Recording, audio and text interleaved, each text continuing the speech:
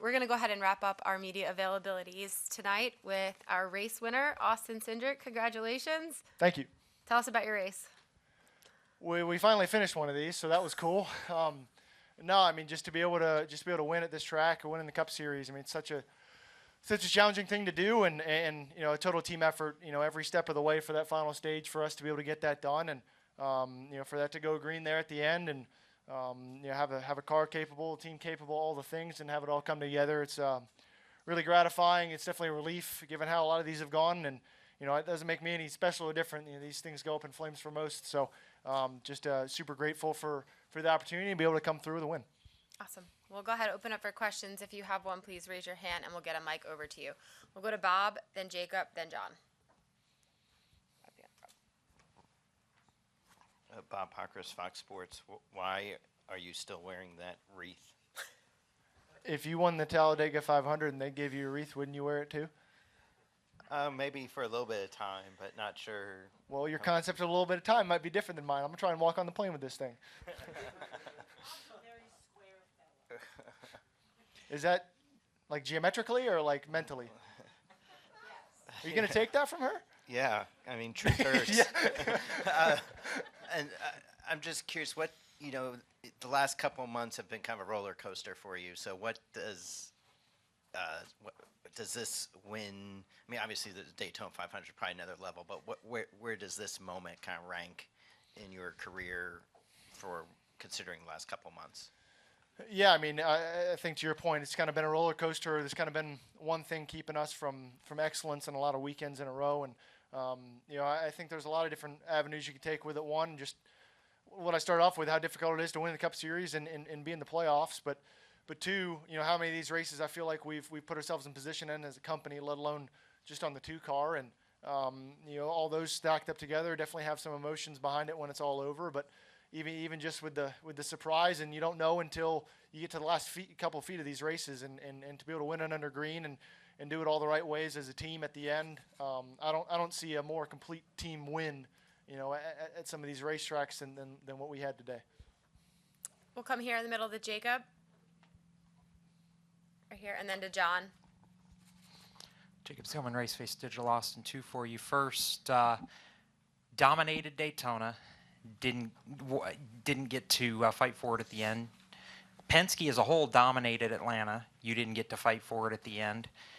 Is it a weight off your shoulders, a relief, a finally? What is it for being able to put all the pieces together after how good you've been on drafting tracks this year? I don't believe in luck. I believe in the law of averages, and you know, my faith continues to be restored. Sometimes I have to have more patience in the law of averages, but you know, you keep swinging the bat the right way, and eventually you're going to hit a homer. And like I said before, the guys on the team and everybody, you know, it knocked it out of the park there, that final stage. You talk about you know, believing in yourself. I hear the confidence in your voice after a win like this. You had one last year. You had one this year. You've had speed just about everywhere this year. Does it feel like you and this team are finally starting to, you know, not just have flashes, but get to a point where you guys can be front runners every single week? I mean, I think if you're not building, you're failing. So for us, it's been a constant progression. You know, I feel like you saw that in the playoffs with this team, and you know, there's not a single man on this team, on this two car, that I would change or swap out or think that somebody else could do a better job. You know, I think the belief is there. You know, the process is there. The mentality is similar, and we're all pushing in the right direction, in the same direction. And I feel like a race like this just continues to solidify that for us. And it's what makes going to work exciting for me. It's why I show up to the shop most days. It's why I put so much into it, and I believe that's reciprocated, you know, from everybody from the top down on this two car. We'll go to John, then Jordan over here, and then to Jenna, and then to Holly. John Newby, Savage Ventures. So I was talking to some Toyota guys, and they said that, you know, the race-winning move was running 7 laps longer than them, pitting late in the third stage, and they view that as kind of a reaction to what they did in stage 2 by short pitting. I already got Brian's input. I was curious, can I get your thoughts on how you feel about that strategy and how it ultimately played out for you guys? Yeah, I mean, I think that group did probably the most organized effort of kind of changing the way the race looked.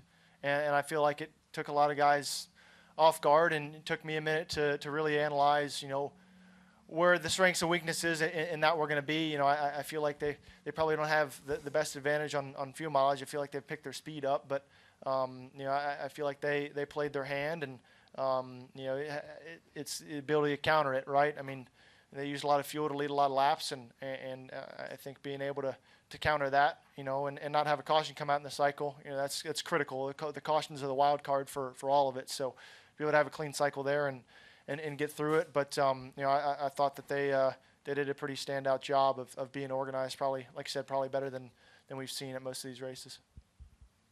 We'll go to Jordan, and then to Jenna, then Holly. Jordan Bianchi, The Athletic. Not just yourself, Ryan, Joey, you guys have had a lot of near misses this year, races maybe you guys should have won but haven't. What's the mood been like at Team Penske as these races have kind of slipped away from you? I think a combination from encouragement to heads beating against the table, right? I mean, you kind of have 4 or 5 days to get over yourself. Try not to let that bleed into each week, but just being able to watch guys like Ryan and Joey. I mean, these guys are champions, and they go through adversity just like the next guy. No different than how these races play out. So, to be able to, I guess misery loves company in some ways. I feel like Ryan's got his fair share of tough breaks so far this season, and I know that there's a lot of strength in our company, and a win like this only helps the whole team, be able to push forward in the same direction. No different than really the 21 car winning at Vegas this year, and now with us, I think a concentrated effort to get all our cars in the playoff is first priority, and I think this only helps concentrate that. What were your thoughts today on the package overall and the ability to pass? Some drivers after the race said they couldn't do anything, and they were kind of the victim of you victim of your surroundings, and you were stuck kind of where you were.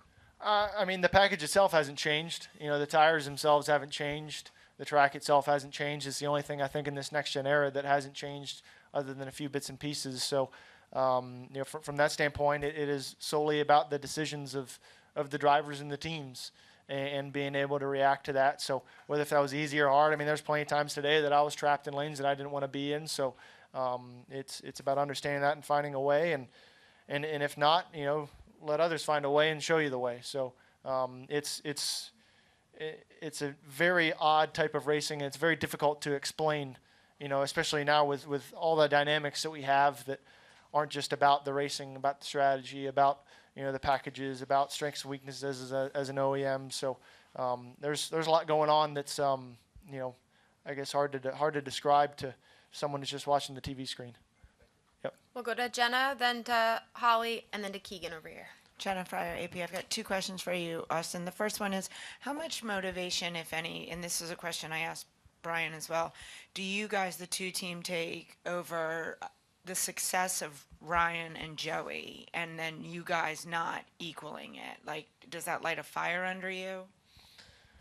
Yeah, I mean, I think certainly anytime you can have an example set, and trying to, at a bare minimum, not just meet that example, but, I want to be better. I want to be the best, right? And just being as good, in my mind, as far-fetched as it might seem as a 2-3 year Cup driver to say, I want to be better than the champion. I mean, that's how you got to think. I mean, I commit way too much of my time. I ask a lot out of the people that I work with, and I try to reciprocate with that.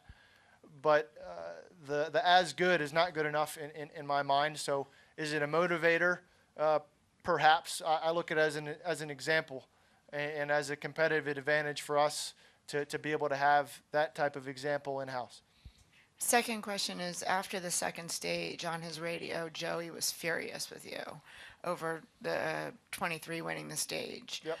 After the race, he was much calmer, glad to see one of us win it. Like, how long does that stuff last between teammates, and does it ever have to be addressed in-house?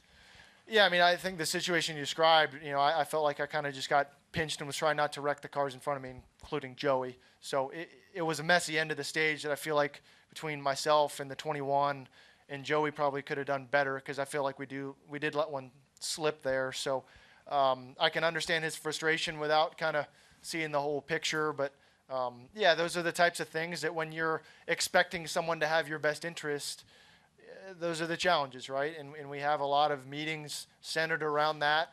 and I feel like it's a constant requires constant maintenance, and it's not always pretty, and the conversations aren't always easy, but I do feel like as a team we do it better than most. So I think that's something we'll definitely be talking about tomorrow as far as how to do it better and understand all sides and be better for it. Is he gonna break that reef when you get on the plane? I think that would be very immature. So no, I don't see him doing that. Unlike wearing the reef. That's right. No, we'll see. I don't know if it'll fit through the door or not, but we're gonna try. That's right. That's right. We'll go to Holly and then to Keegan. Hi, Austin. Congratulations on Thank the win. My first question to you is, how worried or concerned were you about the two Hendrick cars behind you? Did you feel like you guys were, in a good place? You weren't as concerned with them? What was that like? Yeah, I felt like the key to winning that race there for me, maybe not the key, but one of the keys was the 60 car getting clear, because I was in a position to where I don't think that I would have been able to expect a Hendrick car to push me past another Hendrick car for a win. Shoes on the other foot. I don't see that happening. For us either. So, being able to having that 60 car clear and basically just having two Hendrick pushers, and at that point those guys are just selfishly trying to, get points and push the line forward to where they can get clear. So, I thought that was pretty critical because I feel like those guys always find a way to the front together, and they were definitely in a position to contribute for their own company. And my second question, real quick, is kind of along the lines of what Jordan was asking you, and that was, Penske organization as a whole has led so many laps, and I know for Joey to just now be getting his first top 10 of the season, and Ryan has had the frustration. How do you feel like the team is ultimately very strong and still, the major contender that we all think of it is as a defending team? I mean, how important was this to get this win today? I mean, it's huge for us. I mean, obviously a playoff berth is worth its weight in gold. But as far as the team is concerned, yeah, I feel like, and I mean no offense to this, I feel like everyone in front of me worries a lot more about the stat board than we do. I mean, performance metrics mean a lot more than a few check boxes on stats. Maybe some stats is, average running position or laps led throughout the year. And I feel like as a company we've been pretty strong at that, especially where we've been maybe at this point in the season in years past. So. I feel like between, especially Ryan, Joey, myself, Josh, I mean, I feel like we're bringing a lot of good things to the racetrack to continue to build towards the end of the season. Thank you. We'll come over here to Keegan. Keegan Miller, Eagle Eye TV. You spoke about the mob mentality at these tracks and being able to recognize it and react. What did you see in the mob that was able to make you stand out and win? Yeah, I mean, I think one of the details there was the Toyotas having their own strategy there and running hard, and I feel like that played a pretty key role in the third stage and how that played out. But even throughout the race, trying to figure out how to counteract that, or even just continuing to evolve how the cars drive, and when maybe the third lane comes in, when maybe you should use fuel or maybe not, or tendencies from other drivers throughout the race, or handling tendencies from other drivers throughout the race. So there's a part of me that's glad these races are this long, because it gives you a lot of time to watch. But also it gives, I felt like the field was a lot more refined. I feel like in stage one everyone was a little confused, even in stage two, and then stage three it was kind of go time. How do we maximize, what everybody putting their best foot forward? No different than most weeks in stage three. Everybody's made adjustments to their cars and made their cars better, and it's a lot harder to pass because of it. So I think that's a lot of what played into today's race. We'll go in the back to Tracy. Hi, this is Tracy with Novel Photos. What have you learned today that's going to help in the next races? Yeah, well, I look at Talladega's in the playoffs. It's a race that can change your season. It changed my season last year, and I think having a good notebook is important for when we come back here, but also go back to Daytona. Continuing to build on a package that we ran this year at the 500, and continue to grow the notebook. And I think that's one thing that's made our team stronger. As we've gone on the two cars, just a lot of young guys with maybe not a ton of firsthand experience, that we're now starting to get that notebook. We're now starting to be able to bring things to the table, to the team that are impactful. Myself as a driver as well. So I think those are the things you can take away from races like today. We'll take one last question from Jacob.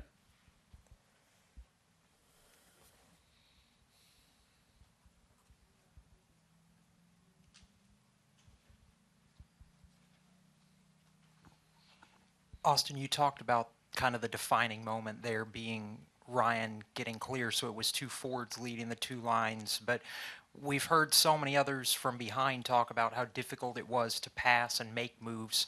What was the challenge?